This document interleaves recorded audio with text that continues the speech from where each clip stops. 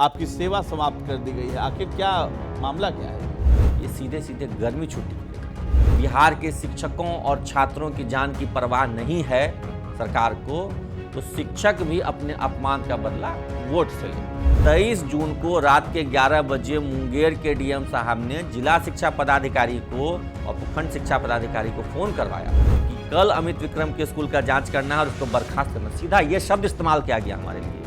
मैंने पितृत्व अवकाश लिया था, जनवरी में मुझे बच्चा हुआ था और फरवरी में मैंने पितृत्व अवकाश लिया 15 दिन का। उन्होंने मेंशन नहीं किया। ये लोग जो लिखते हैं विद्यालय के पठन पाठन पर असर पड़ता है। मेरे स्कूल में 2 कमरे, जिन्होंने वर्ग कक्ष की व्यवस्था नहीं की है आज तक, कि 2 कमरे में 5 कक्षाएं चलती हैं, 1 कमरे में 3-3 क्लास का संचालन करना पड़ता है, वो जिम्मेदार। क्या सरकार यह मानती है कि 8 में से 6 सीट मैंने हरवा दिया या शिक्षकों ने हरवा दिया, उसका बदला आप मुझसे ले रहे हैं? जब आपने हमसे हमारी नौकरी छीन ही ली है तो हम हर तरीके से आपको जवाब देंगे। हम संघर्ष जारी रखेंगे, डरने वाले हम नहीं। नमस्कार, आप देख रहे हैं दर्श न्यूज। मैं हूं आपके साथ रितेश शर्मा। बिहार में शिक्षा विभाग काफी ज्यादा चर्चा में शुरू से ही बना रहा है। चर्चा में इसलिए क्योंकि भ्रष्टाचार और घोटाले की बात भी सामने आती रही है और उसको लेकर के शिक्षक संघ लगातार अपनी मांगों के साथ घोटालों के विरोध में खड़ा होता रहा है। चाहे वो विधानसभा का घेराव करना हो या पटना की सड़कों पर आंदोलन करना हो, लगातार जो है अपनी बात को शिक्षक संघ जो है रखता रहा है और शिक्षक नेता जो है लगातार शिक्षकों के हित में बात करते रहते हैं और उन्हीं का सिला मिला है शिक्षक नेता को, जो हमारे साथ आज यहाँ मौजूद हैं। अमित विक्रम है, शिक्षक नेता हैं। इनकी सेवा को समाप्त कर दिया गया है। के पाठक जब अपर मुख्य सचिव थे उस वक्त जो है इन्हें सस्पेंड भी किया गया था और उसके बाद जो है फिर अभी नए एसीएस आए हैं और उनके कार्यकाल में इनकी सेवा समाप्त कर दी गई है। और आखिर ये सेवा समाप्ति किस वजह से की गई है ये भी जानेंगे और शिक्षकों को लेकर के सरकार किस पॉलिसी पर काम कर रही है हम उस पर भी जानेंगे, क्योंकि जो इनकी पुरानी मांगे रही हैं उसी को लेकर के सरकार उस पर चर्चा कर रही है और वहां पे बाधाएं किस तरह की बन रही है और शिक्षक नेता नाखुश क्यों है सरकार से, ये सब कुछ हम बात करेंगे। तो अमित विक्रम जी, आपका बहुत बहुत स्वागत है। आपकी सेवा समाप्त कर दी गई है, यानी कि आपकी नौकरी जो है खत्म कर दी गई है। मतलब आगे का जो जीवन यापन है वो बहुत ही मुश्किल भरा होने वाला है, क्योंकि एक उम्मीद से लोग शिक्षक बनते हैं, बच्चों को शिक्षा तो देते ही हैं, साथ ही साथ जो है अपना जीवन यापन भी उससे होता है सही तरीके से। और सरकार जो है एक युवा शिक्षक नेता को इस तरीके से सेवा समाप्त कर देती है। बल्कि आपने जवाब भी दिया सरकार को, फिर भी उसके बावजूद जो है आपकी सेवा समाप्त कर दी गई है। आखिर क्या मामला क्या है ये? देखिए, मामला जो है पिछले साल से ही लगातार शिक्षा विभाग के ऐसे दर्जनों फैसले आते रहे हैं जिससे शिक्षकों में असंतोष बढ़ा, आक्रोश बढ़ा और कहीं ना कहीं ऐसा महसूस हुआ कि हमारी अपेक्षा हो रही है, हमें बदनाम किया जा रहा है और हमें अपमानित किया जा रहा है जी। और इसको लेकर के लगातार हम लोग पिछले 1 साल से संघर्ष कर रहे हैं। यूँ तो हमारा शिक्षकों के अधिकारों के संघर्ष 10 सालों से चलता आ रहा है, लेकिन पिछले 1 साल में एक के बाद ऐसी प्रतिष्ठाएं, याद कीजिए कि आज से ठीक 1 साल पहले रक्षाबंधन का दिन स्कूल खोल दिया गया था। बच्चे नदारद थे लेकिन शिक्षकों को विद्यालय आना जरूरी था, तो शिक्षकों का आक्रोश था। और उसके बाद जब हम लोगों ने विरोध किया तो आदेश वापस लिया गया। लेकिन फिर क्या हुआ, जब नए साल की छुट्टी की लिस्ट आई तो उसमें फिर से वही सारी गलतियाँ, छठ पूजा, दुर्गा पूजा, दशहरा, इस सब की छुट्टियों में भारी कटौती की गई। कई महत्वपूर्ण पर्व त्यौहार में छुट्टी समाप्त कर दी गई, गर्मी छुट्टी खत्म कर दिया गया। और ये जो मेरी बर्खास्तगी का मामला है ये सीधे सीधे गर्मी छुट्टी को लेकर के है। जिस वक्त मौसम यहाँ अनुकूल था, विद्यालयों में पठन पाठन चल सकता था अप्रैल में, उस वक्त 16 अप्रैल से 15 मई गर्मी छुट्टी दे दी गई।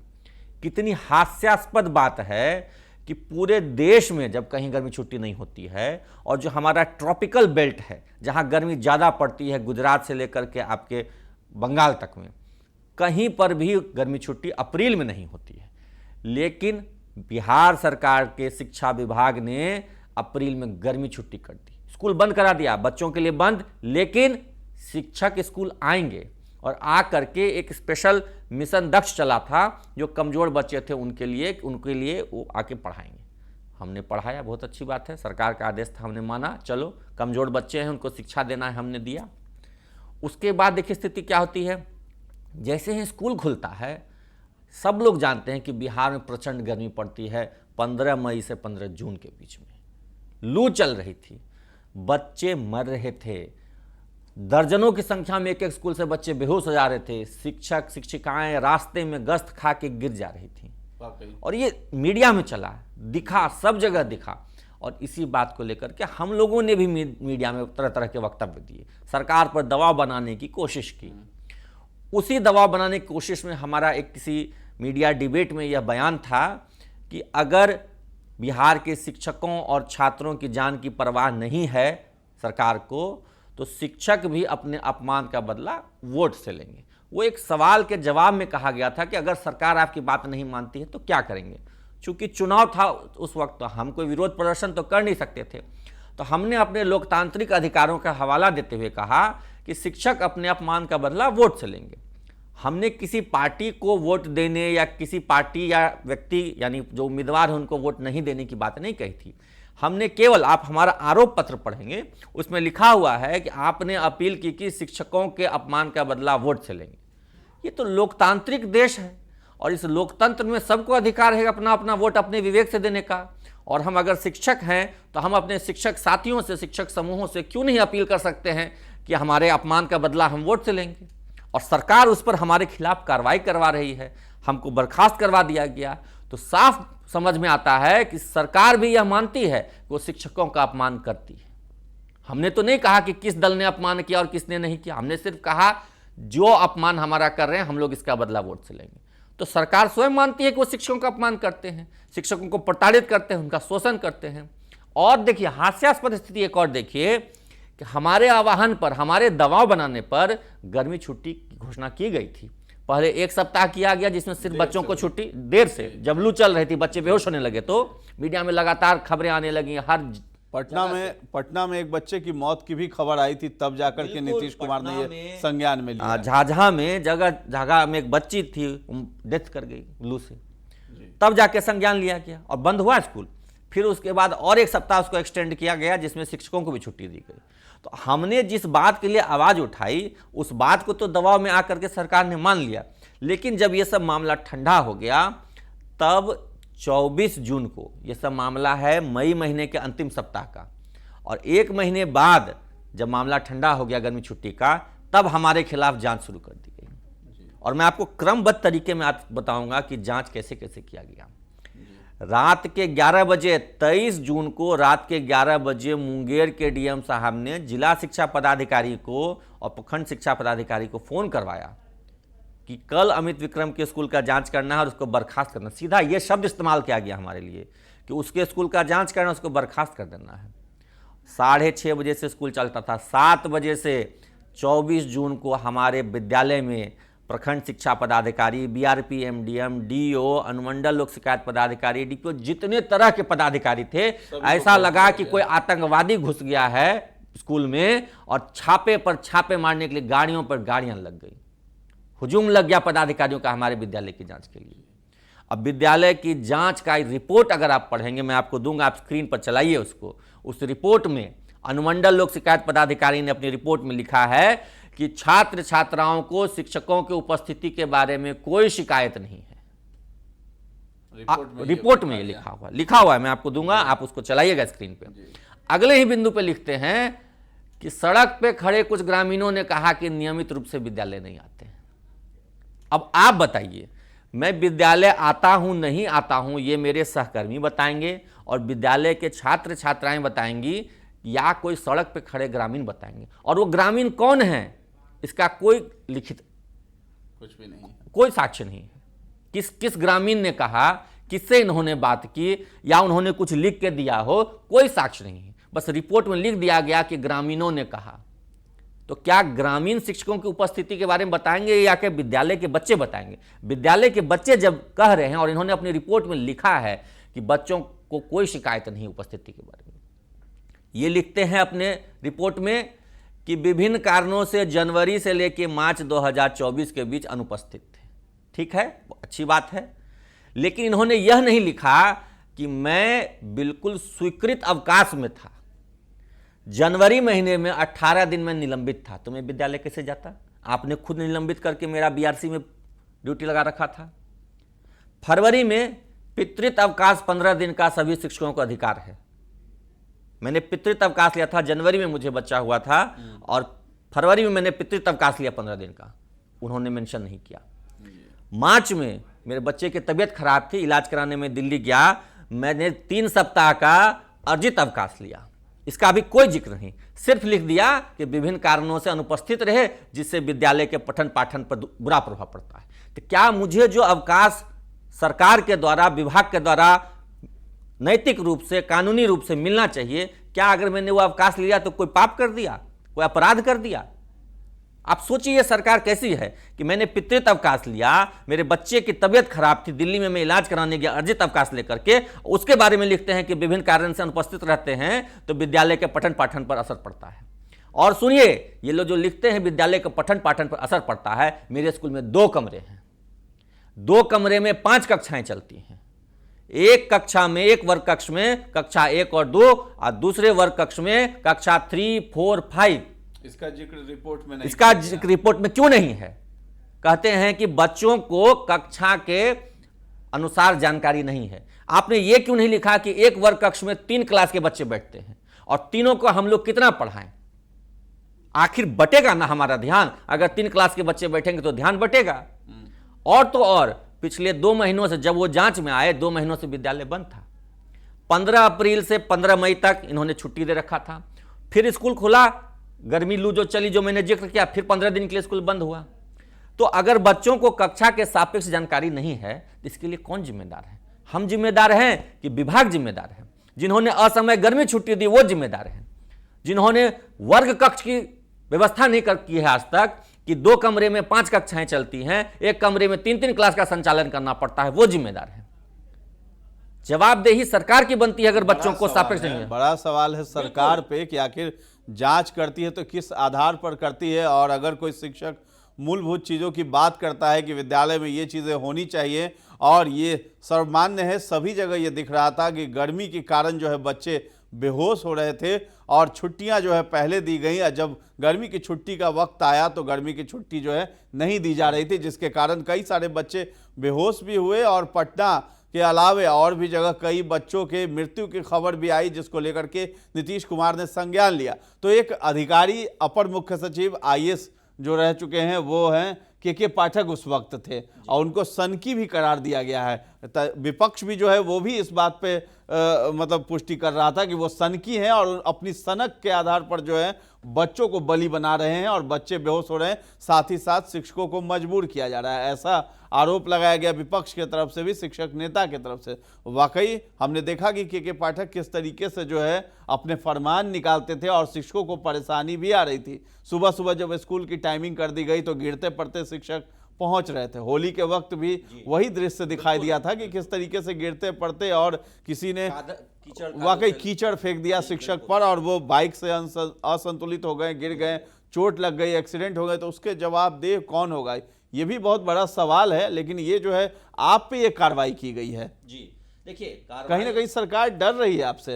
अब देखिए सरकार की डर देखिए, मेरे आरोप पत्र में मैंने एक राजनीतिक घटनाक्रम का केवल जिक्र किया कि एनडीए जिस समय गर्मी छुट्टी की मांग हो रही थी नहीं दिया, इसका असर ये हुआ कि 8 में से 6 सीटें हार गई। ये तो एक रिजल्ट है, चुनाव का रिजल्ट आया, मैंने उसको एक कंटेक्स्ट में कोट किया कि भाई देखिए इस समय आक्रोश था बच्चों का, ग्रामीणों का, शिक्षकों का, सरकार बात सुन नहीं रही थी तो वो आक्रोश का परिणाम आ गया। ये एक राजनीतिक घटनाक्रम की जो वस्तु स्थिति थी वो हमने बताया और इसको मेरे आरोप पत्र में लिखा गया है। तो क्या सरकार यह मानती है कि 8 में से 6 सीट मैंने हरवा दिया या शिक्षकों ने हरवा दिया, उसका बदला आप मुझसे ले रहे हैं? ये तो पूरी तरीके से राजनीतिक द्वेष का मामला है ना। आरोप पत्र में ये बात लिखा गया है कि 8 में से 6 सीटें हार गई, ये मेरे ऊपर आरोप है, मैंने हरवाया। और अगर मेरे कहने पे शिक्षकों, ऐसा इनको लगता है यदि कि शिक्षकों ने मेरे कहने पे हरवा दिया तो क्या उसका बदला ये मुझसे लेंगे? राजनीतिक हार का बदला मुझसे ले रहे हैं। 6 सीट ये हार गए अंतिम चरण में तो उसका बदला एक शिक्षक नेता से लिया जाएगा।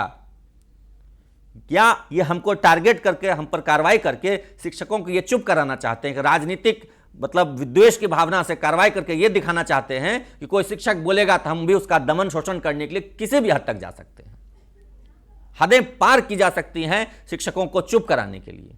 आज जो है आपने सोशल मीडिया एक्स अकाउंट है उस पर भी लिखा है कि शिक्षक सबसे कमज़ोर है, उन्हीं पर कार्रवाई कर रहे हैं, और जो आईएएस ऑफिसर है संजीव हंस है, इन लोगों का नाम लिया आपने, वीडियो पोस्ट किया है, उन पर कार्रवाई नहीं करते हैं, जो पूरी खुली मतलब छूट दे रखी है उनको। ये तो देखिए पब्लिक डोमेन में है ना भाई। आईएएस संजीव हंस हैं, गैंग रेप का केस है उन पर, ईडी की छापेमारी हुई, 95 करोड़ का रिजॉर्ट पकड़ाया।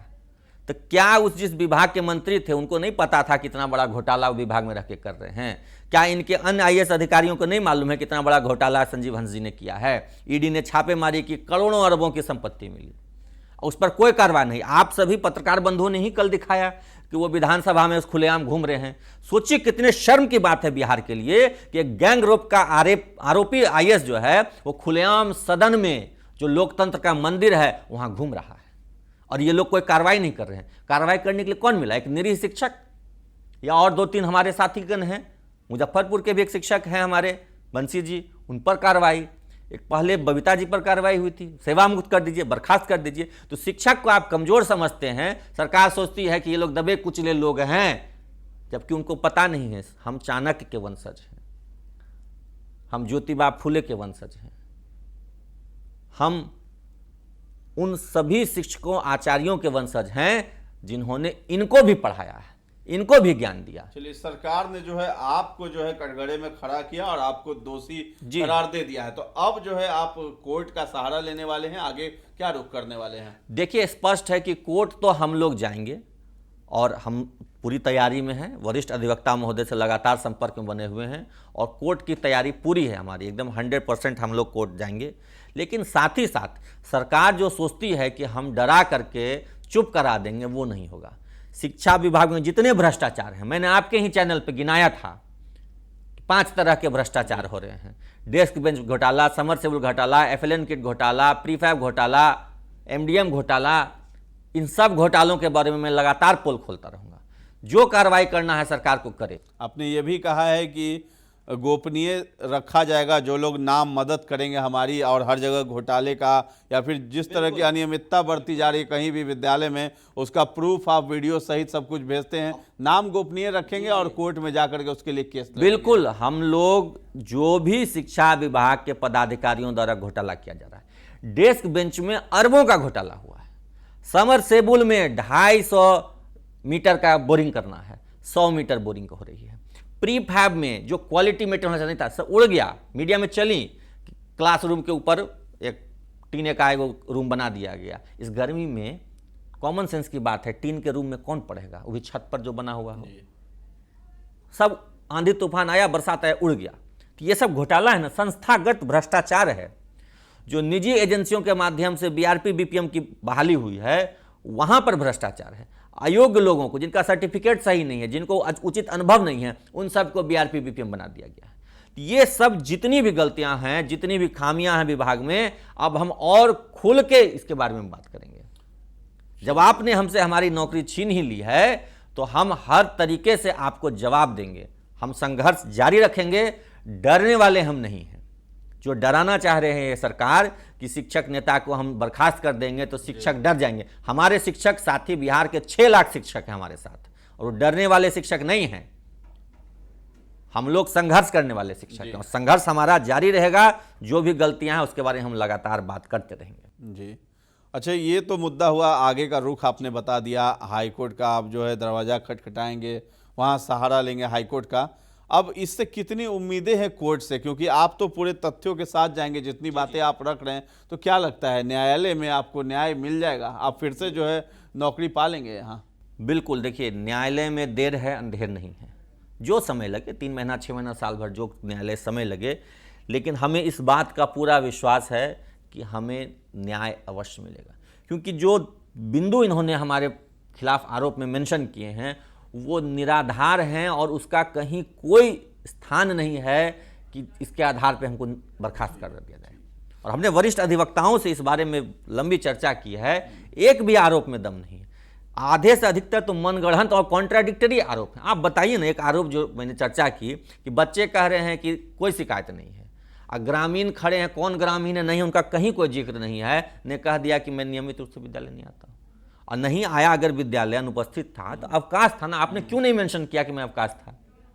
मैंने अपने जो राइट्स हैं, पितृत्व अवकाश, अर्जित अवकाश, उसका उपभोग किया, आपने क्यों नहीं मेंशन किया? सिर्फ लिख दिया कि अनुपस्थित रहे हैं, लगता है जैसे मैं विद्यालय से भाग गया था, बिना कारण बताए अनुपस्थित था।